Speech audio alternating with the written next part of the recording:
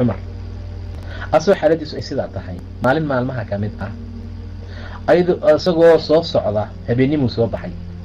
mar allaala markuu soo baxay masaajidka salaada subax inuu markaa soo tukado soo aaday. markuu masaajidka soo galay weli salaadii subax lama gaarin, dad hurdaayey waxbaa jiray, dadkii buu tootoosiyey radia allahu tacaala canhu. abuu lu'lu almajuusi ninka lagu magacaabo ghulaam addoon buu ahaa, muqiira ibnu shucba ayaa lahaa, muqiira ibnu shucba ayuu u sugnaaday. ninkaasaa intuu ciid u qabay cumar radia allahu canhu wuxuu u samaystay midi 3 af leh, 3 meel wax ka dishaa. taariikhda qaar labay tilmaamaysaa, 2 meel wax ka dishaa ayuu watay. hal bil ayaa wuxuu ku samaynayay afees, hal bilna sun buu dhex geliyey. hal bil oo kaamil ah yay sun ku dhex jirtay. abley buu watay ama mididaa 2 af wax ka dishaa. cumar radia allahu tacaala canhu wuu soo baxay, dadkii buu kiciyey. rajul wuxuu ahaa jahriyo aad u cod dheer cumar radia allahu canhu, aad buu codkiisii u dheeraa. mar allaala markii dadkii diyaar garoobeen oo salaadii xilligeedii la gaaray, abuu lu'lu almajuus wuxuu isku soo qariyey mugdiga habeenkii. mixraabka dhankiisa ayuuna soo galay, dhanka mixraabka ayuu u soo galay, asoo dhanka mixraabka saa ugu jira. cumarna radia allahu tacaala canhu intuu saa u galay salaadii, takbiirtii ixraamka uu ku dhuftayoo allaahu akbar uu yidhi, abuu lu'lu wuxuu damcay inuu u soo baxo ee uu ku dhufto cumar midida. laakiin wuxuu is yidhi waa rakacadii koowaade, bal u kaadiyo u aayari, ta labaad ha galee, ta labaad ha galo. cumar rakacadii koowaad buu dhameeyey radia allahu tacaala canhu, tii labaad buu istaagay. qolaa waxay tilmaameen rakacadii koowaadba inuu dhibaatada gaarsiiyey. habeenkaa wuxuu akrinayey suuratu yuusuf radia allahu tacaala canhu. qaala inamaa ashkuu baطii wa xuznii ila allah wa aclamu min allahi ma laa taclamuun. axaadiista qaar ba waxay tilmaameen suuratu naxli inuu akrinayey. say noqotaba inamaa ashkuu baطii wa xuznii ila allah. cabdullaahi ibnu cabbaas dadka gadaal ku tukanaya ku jiray buu yidhi, wax aanu fahmay ma jiro ilaa qiraa'adii cumar oo go'day maahane radia allahu tacaala canhu. markuu saa u akrinayey oo aayaddaa uu gaaray, masaajidku waa mugdi, saa darteed si fiican oo bayaana dadkii loo kala arki maayo. intuu soo baxay ayuu 3 meel uga duray, tii weliba meeshaan xundhurta hoosteeda ahayd ayaa ugu dhib badnayd, xoog u geliyey. saasuu ugu jiiday, weliba saasuu ugu jiiday. markuu ka soo bixiyey cumar wuxuu yidhi aqatalanii am akalanii di'b, ma i dilay mase waraaba i cunay radia allahu tacaala canhu. abuu lu'lu dadka safkiiu saas u soo dhex maray, labada qofood ee dhinacyaalkiisa joogee saas uu usoo dhex marayo waxba ma dhaafin. 13 qofood inuu ku dilay yay taariikhdu qaar tilmaantaa, qaar way ka badiyaan, qaarna way ka yareeyaan. qof kastuu saas usoo dhex maro waa midi 2 af leh, markaasuu dhinacan iyo dhinacan dadku ay daateen. mar allaala markuu banaanka u soo baxay ee uu is yidhi baxsee mataqaanaa ka fako, yaa nin salaadii ka soo daahay maalintaa, nin salaadii ka soo daahay oo aad iyo aad maalintaa intuu u soo daahay soo geli rabo, bustana saa ugu daboolan tahay, ilaa magaalada madiine aad bay u qabow badnayd, yuu arkay ninkaanoo midi dhiig leh wata, midi dhiig leh wata. wuu ku caabiyey, wuu ku waabiyey. laakiin yarku wuxuu sameeyey bustihii intuu soo qabtay yuu saas ugu daboolay, wuu dhacay. markuu dhacay abuu lu'lu ee uu is yidhi waa lagu qabtay, naftiisuu dilay. mididii uu watay ayuu isku dilay. cumar intuusan dhiman asaa hortii dhintay. cumar radia allahu canhu dhiiggii baa socda, wuu istaagsanaan waayey. waa mixraabkii nebiga sala allahu calayhi wasalam. gacanta intuu gadaal saas usoo taagay yuu cabdiraxmaan ibni cawf oo ku aadanaa uu soo qabtay, markaasuu meesha keenay. cabdiraxmaan baa salaada intii dhinneed dhamaystiray rakacadii kale radia allahu tacaala canhu oo si boobsiis ah. cumar waa yaalaa. wiilkiisii cabdullaahi bni cumar ayaa soo baxay, wuxuu soo qaaday camaamad la damcay in lagu xiro dhiiggana markaa looga joojiyo. cabdullaahi bni cumar wuxuu yidhi, markaan damcay inaan ku xiro gacantayda waxaad moodaa inay calooshiisa sii gelayso cumar radia allahu tacaala canhu, inay calooshiisa ay sii gelayso xoogga uu ugu duray darteed, godka ay ka dhigtay midida darteed. saabaa lagu sameeyey. war ordaha soo fiiriya yaa i dilay buu yidhi radia allahu tacaala canhu. markaasaa la yidhi waxaa ku dilay abulu'lu almajuus, ninka lagu magacaabo. abulu'lu markii la yidhi ayuu yidhi alxamdu lilaah, ilaahay baa mahad iskale, ilaahii dhimashadayda iyo duritaankayga aan sabab uga dhigin qof muslim ah radia allahu tacaala canhu. qof muslim ah ma haboono qof muslima dhiiggiisa inuu daadiyo. ilaahayaa mahad iskale majuusi iga dhigay buu yidhi. ilaahay baa mahad iskale qof muslima uusan igu sababin radia allahu tacaala canhu. cumar waa la soo qaaday. cumar muqshi miir dabool baa ku dhacay. cumar waa la soo qaaday, gurigiisiyaa la keenay. dadka gadaashiisay soo socdaan. cali bn abi aalib wuu naxsan yahay, wuu oynayaa. xabsa binti cumar ka sii daran. waa la soo qaaday cumar radia allahu tacaala canhu, gurigiisiyaa markaa la keenay. mar allaala marka gurigiisii sidaa loo keenay oo saa loo dhigay, waa muqshi, waa miir daboolan yahay. raggii oo dhan meeshaasay taagan yihiin. dumar ay la socoto xabsa radia allahu tacaala canhaa aabbaheed waayee yaa dhinacaas kale soo galay oo daaha saa u dhexaysa. meeshaasay markaas meeshay ka oynayaan, meeshay ka oynayaan. cumar wuu suuxsan yahay, cumar wuu muuldaboolsan yahay. saxaabadii meeshay fadhiyaan, dadkii gobol ka mida meeshay fadhiyaan, taabiciyiintii. cumar saakid, yaa amiira almu'miniin wuu aamusan yahay.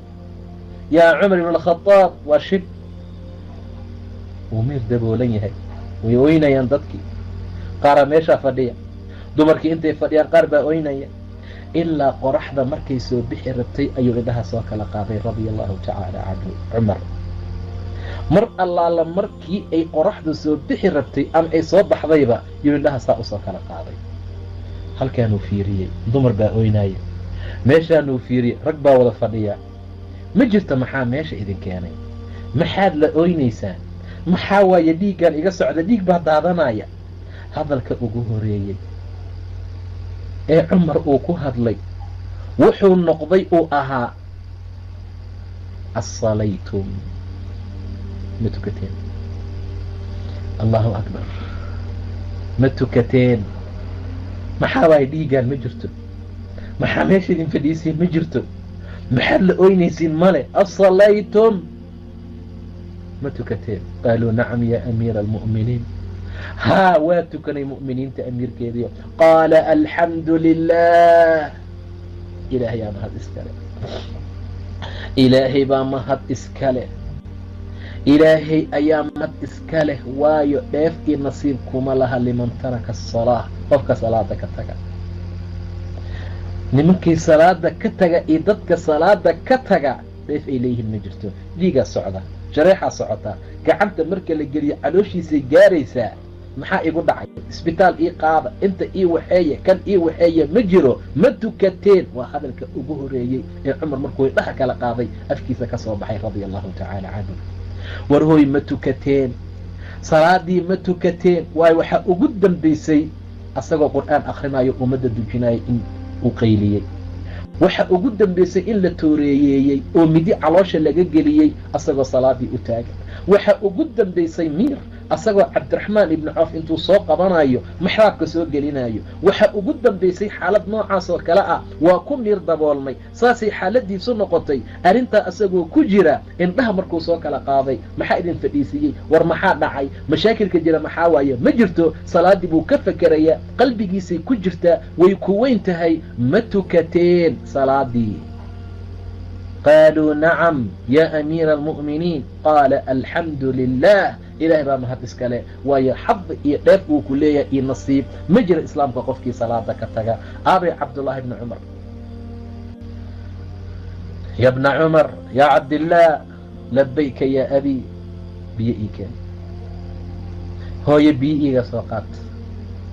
cabdullaahi wuu baxay, wuxuu u keenay galaas biyo ah. wuxuu moodayay inuu cumar rabo inuu cabo biyaha inuu cabo ayuu u malaynayay.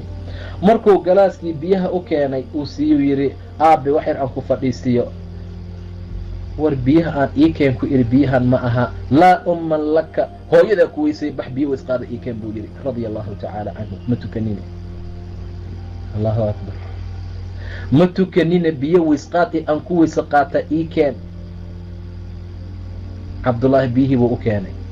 ifadhiisi aabe sidaada ku waysqaado. maya ifadhiisi. waa la soo fadhiisiyey, wuu weyse qaatay. salaadiibuu fadhiga ka tukaday radia allahu tacaala canhu. waayo salaadii ma tukanin, salaaddii buu ka fekeraya.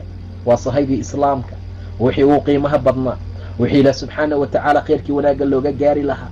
waa sahayda maalinta u horaysa layska xisaabaya qiyaamaha camalka ugu horaysa. xaaladahaasoo dhan buu markaa og yahay. sidaa darteed inta la soo fadhiisiyey ayuu markaa tukaday. casiir baa loo keenay cumar radia allahu tacaala canhu. markii casiirkii loo keenay uu cabay, yaa meeshii jaraaxada iyo dhaabaca laga gaarsiiyey kasoo bixin biyihii. khalaas, qofka hadduu meeshaa gaarana waa gabagabo, meeshaasay kasoo baxeen. xaalku markuu meeshaa maraayay walaalayaal, cumarna dhibaatada uu ku taagan yahay, dhibaatadaa la gaarsiiyey, laakiin ilaahay uu u mahdiyey inuusan qof muslima dilin, ayuu yidhi cabdullaahi ibni cumar aaway, waa ikanaa, orod oo caaisha u tag. caaisha u tag, waxaad dhahdaa cumar ha idhihin amiiruulmu'miniin, aniga maanta mu'miniinta amiir uma ihiye. waxaad dhahdaa cumar wuxuu kaa codsanayaa haddii aan dhinto in laygu duugo abuubakar, nebiga iyo abuubakar meesha ka bannaan jembigooda. iisoo weydii, hadday ii ogolaato, oy iisoo ogolaato, waa sidii la rabaye, ordo akhbaar ii keen. cabdullaahi wuu soo baxay, caaisha u yimid, wahya tabkii, ayadoo ooynaysa.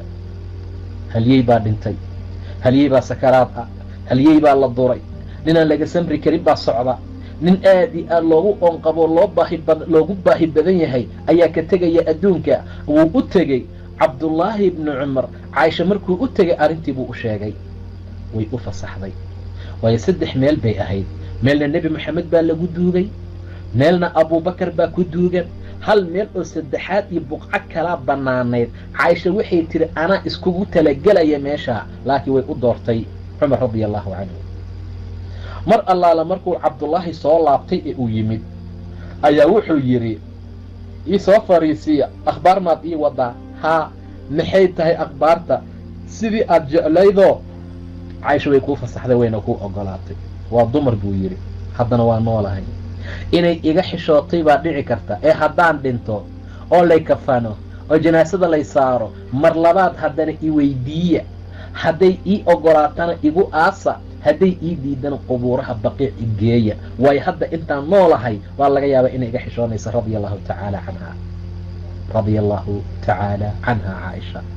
xaalad markay meeshaa maraysa, cumar wuxuu yidhi ciidda dhabanka ii saara, dhabanka ii saara, dhafoorka ciidda ii dhiga, amiiruulmu'miniin ha idhihina, aniga maanta mu'miniinta amiir uma ihiye, aniga maanta mu'miniinta amiir uma ihi. cumar radia allahu tacaala canhu nin kheyr badan buu ahaa walaalayaal, nin sharaf leh oo wanaag leh oo ilaahay cizi iyo karaamo siiyey ayuu ahaa.